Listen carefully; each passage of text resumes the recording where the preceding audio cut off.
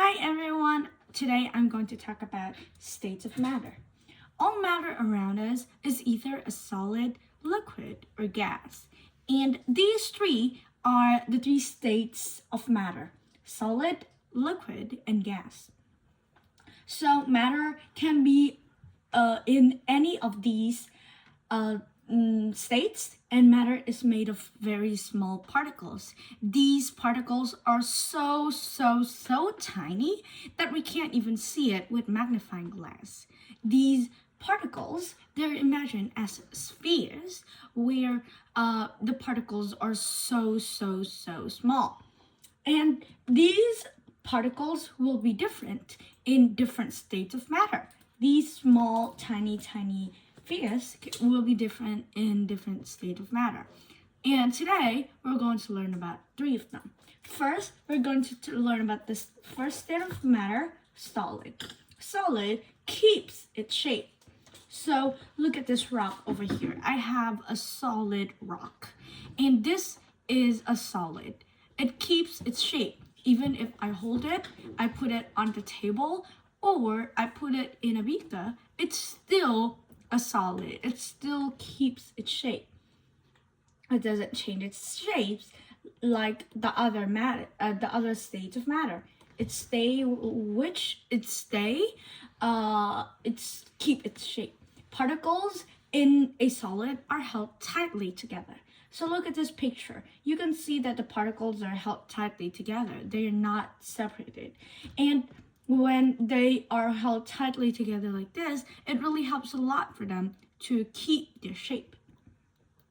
And particles in the solid can jiggle or vibrate. So the particles, they can jiggle, or maybe they can vibrate, but they still stick, they're still held together, so they don't change its shape. So this rock, the particles in it can jiggle, can vibrate, but it doesn't change the shape. Its particle is still held together. Next, we have the liquid. Liquid takes the shape of its container. So when we're having a cup of water or something, it takes the shape, the water is a liquid, and it takes the shape of a container. You can look at this liquid over here. Here, the liquid inside this beaker takes the shape of the beaker. It's a liquid and it's wide and flat. But this one, do you think that when we pour this one into the liquid into this one, it will change its shape? It will. Here, look. Now it turned from the flat and wide liquid into a long, tall, and thin beaker, and it turns its shape into another shape.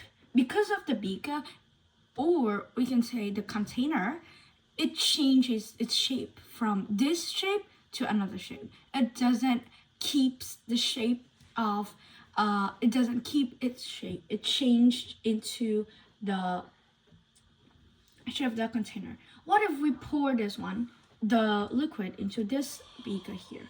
It won't fit, because there's so much liquid in here, and in this one it's much smaller, so we cannot pour all those liquid into that small container because it's too small for all those liquids. So liquids have the particles that are held loosely together. So you can see this picture here, they're held loosely together, they're not held tightly together. That's why they can change their shape. And particles, they can flow past each other. So you can see that when we pour the liquid from this container to that container, they are changing its shape. And that, because we can pour, that means that the particle, they can flow past each other, so that we can pour from this container to that container. And the last one is the gas. The gas has no shape, and we cannot actually see it at all. Particles in the gas are not held together. particles bounce off one another and move freely. So you can see that these particles in the picture, they're not held together. They can move freely. And so when they can bounce off different things and they can move freely. So for example, when we blow the balloon, it have no shape, so so we cannot really see it at all. So now if we blow the air into a balloon, you can see that it has become like bigger. There are gas inside this balloon here. And remember, when we blow out the gas, it is carbon dioxide. And these particles of the gas, they bounce inside the balloon, making it like become bigger. They bounce inside the balloon. So the balloon, they have gas in it. The balloon has gas in it, so it becomes bigger than it was before. So when we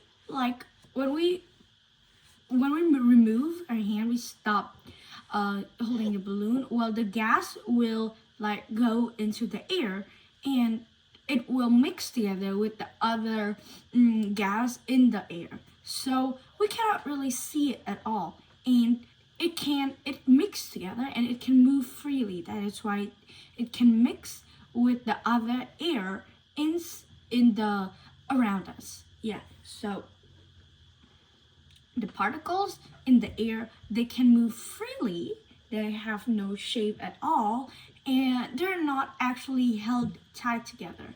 They can like flow, they can move wherever they want to. They can move freely. That is why a gas is a very special state of matter. Well, the interesting thing about it, these state of matter, is that these matter can change their shape. For example, water, when they're frozen, they become ice, and ice is a solid. So this ice, it can change it from a solid, it can change its state from matter, from a solid to another state of matter.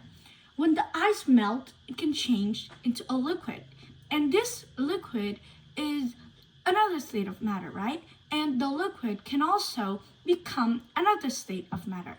It can either become a solid again, or maybe it can become a gas. So this liquid here get changed into gas when the liquid like meets heat.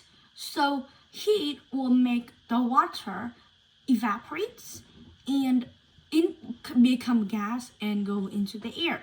So all these matter, even though they seem to be like one kind of matter, they can be in many different states. They can either be a solid, a liquid, or a gas.